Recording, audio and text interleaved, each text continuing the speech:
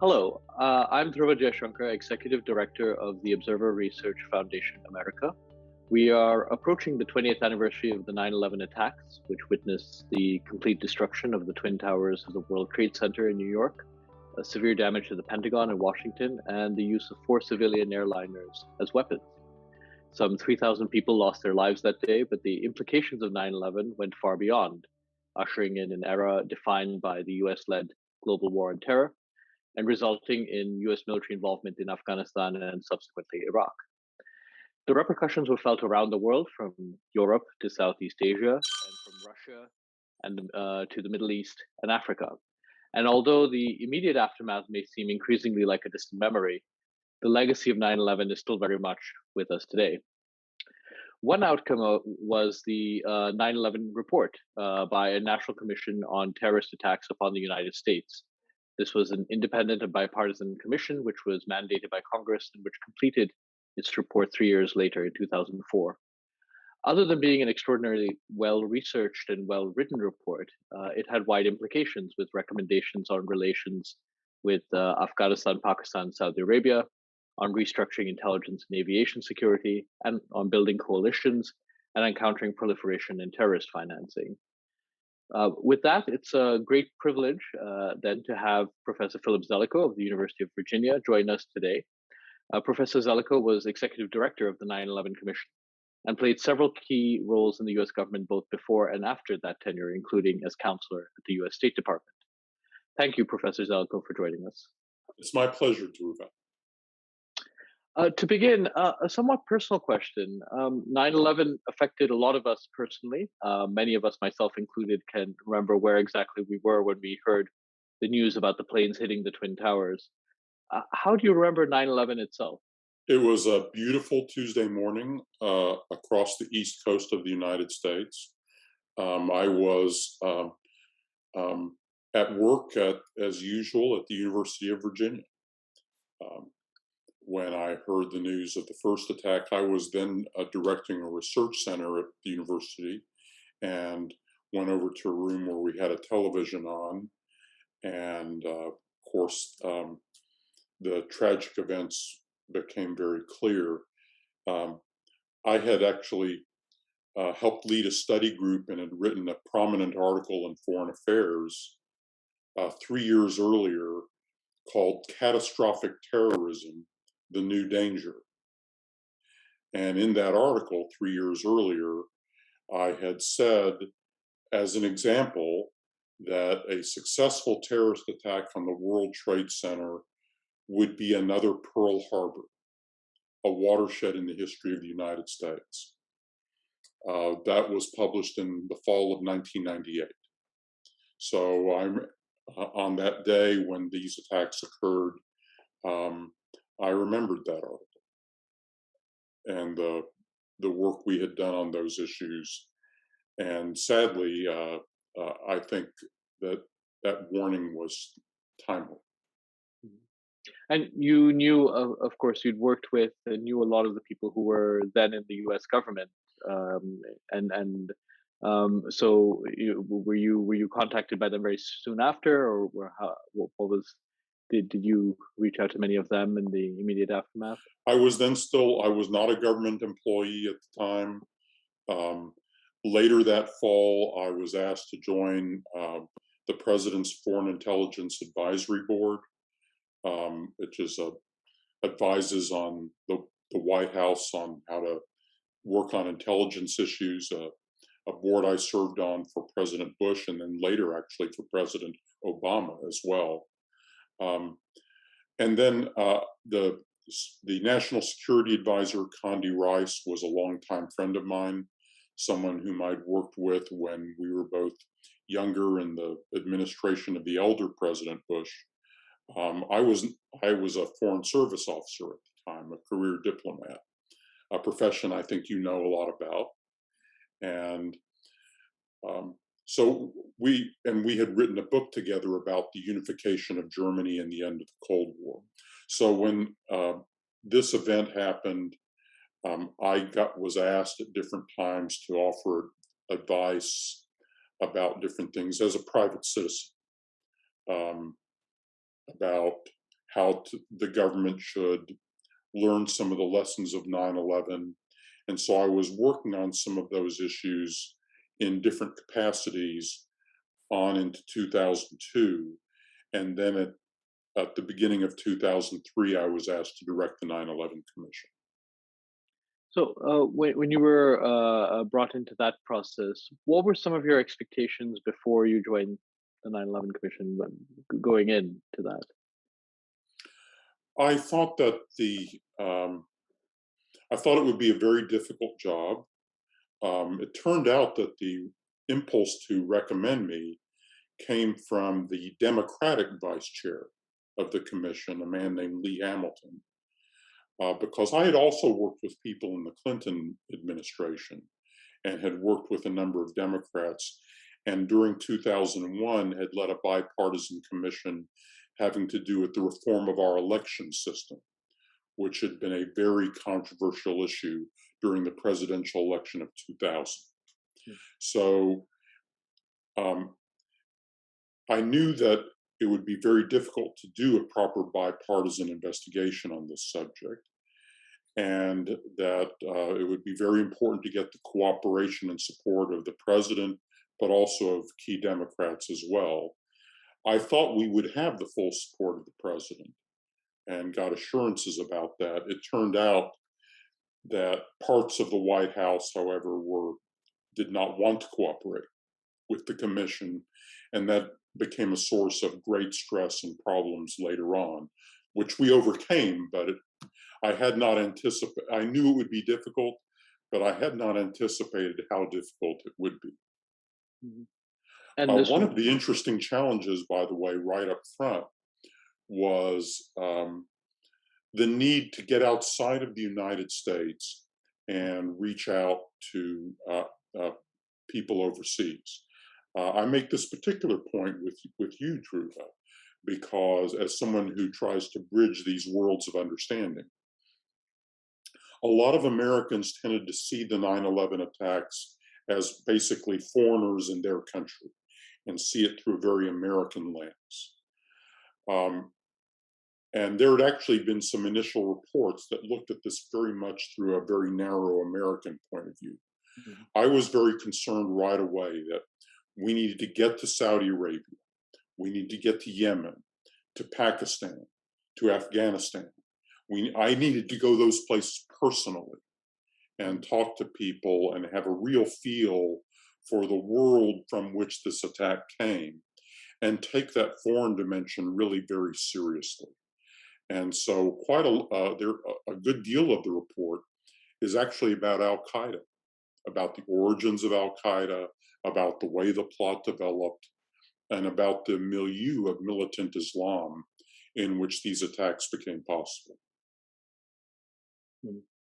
Some of the difficulties you referred to with the White House that you had not anticipated, that really had to do with the sharing of information, or what, access to witnesses, or Access what to was the documents and access to document? witnesses, Yeah. Hmm. access to certain intelligence documents, um, Hmm. which problems which we usually overcame, but it became more of a struggle than I had thought it would be. Hmm. So, as you mentioned, the scope of the 9/11 Commission report is extraordinarily wide. What was it like conducting the research and compiling the report itself, and how was it like? What was the experience like of working with members of the commission, including Thomas Keane and Lee Hamilton, the chair and vice chair? Well, let me comment on that in a couple of different ways. The first is you have these commissioners.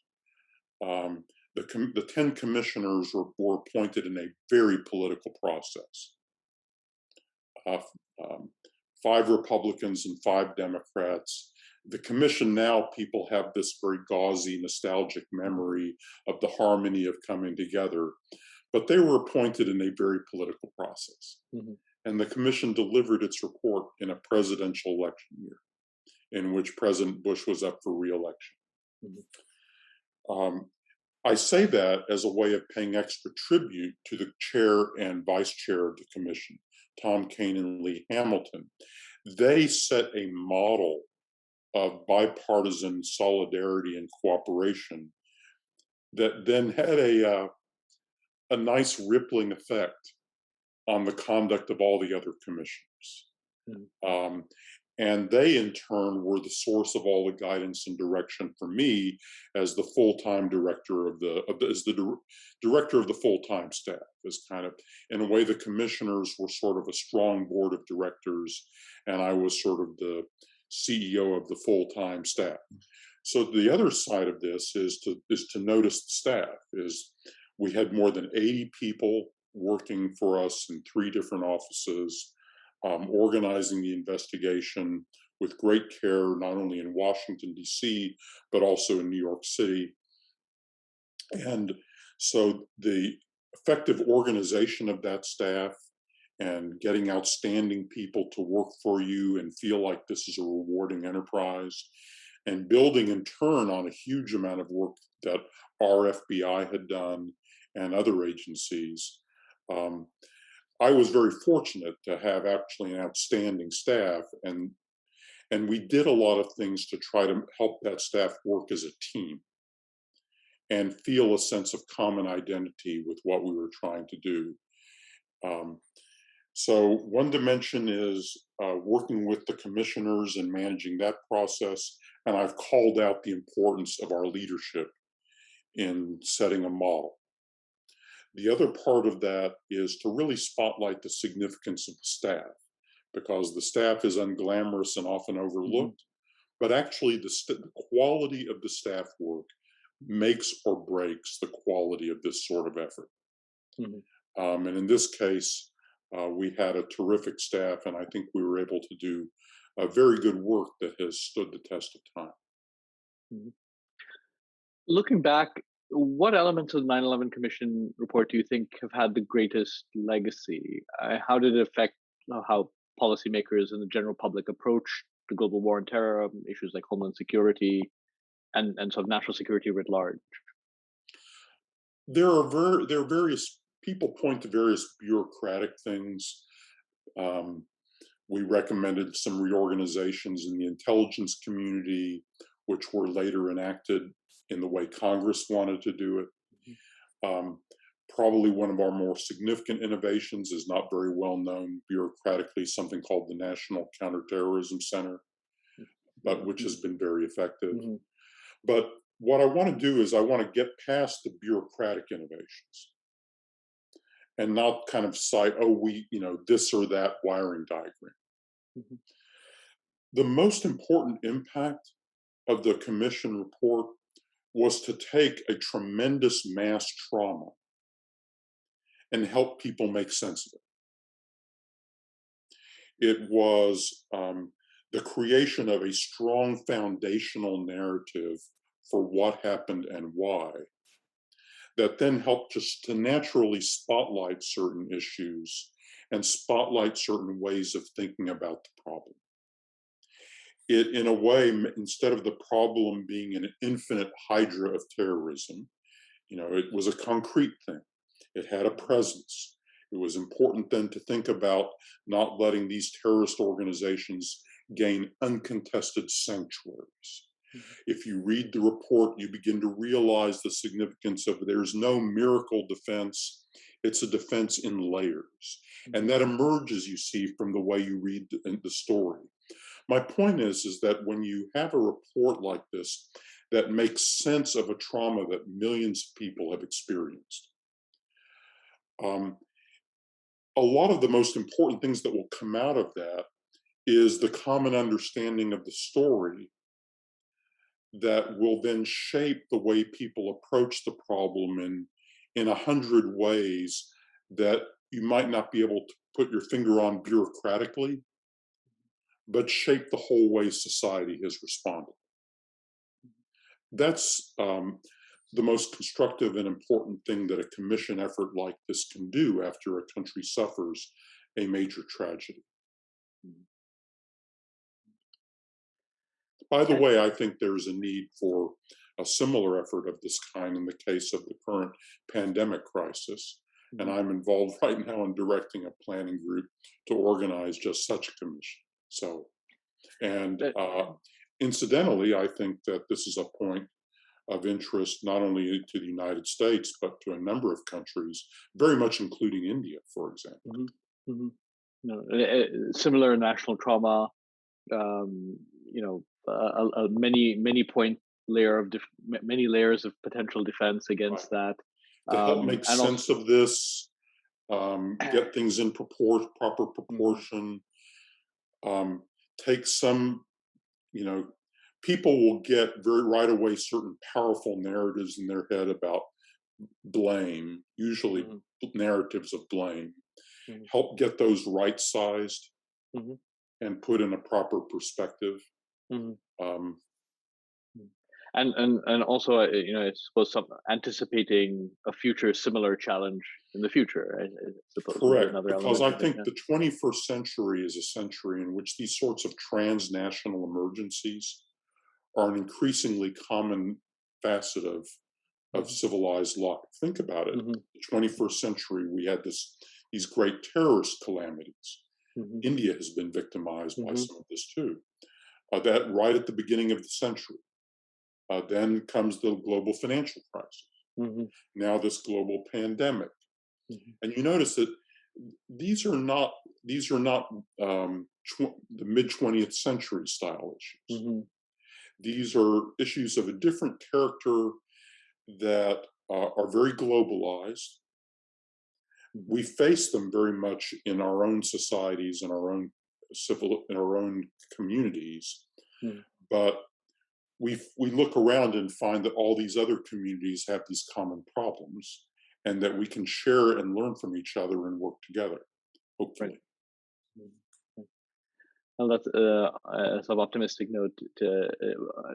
Final, I suppose, a final kind of question I have is sort of what in some ways it's interesting as a historian to look back. We tend to take on the sort of think of these efforts as very seamless and as sort of a gold standard in the case of 9/11 Commission report about how these things are done.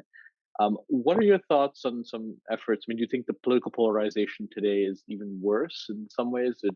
That would talk about a January 6th commission now and its evolution. Is it going to become more difficult to do that sort of effort as you've described? I think it is more difficult. Um, I think people now get their information from a wider variety of sources, and the danger of misinformation is greater. Mhm. Um, there is a greater distrust of expertise Mm. and of authority, so that the notion of consensus elite reports somehow seems diminished. I think, however, the answer to that is not to give up and not to surrender to the anarchy of truth. Mm. Um, I think it's important, it's all the more important, in fact, to adapt to the new technologies, to the new mediums of communication, and to strongly reassert the significance of getting to the bottom of things, of finding out what happened, of establishing strong factual records, and of doing a good job on history. Mhm.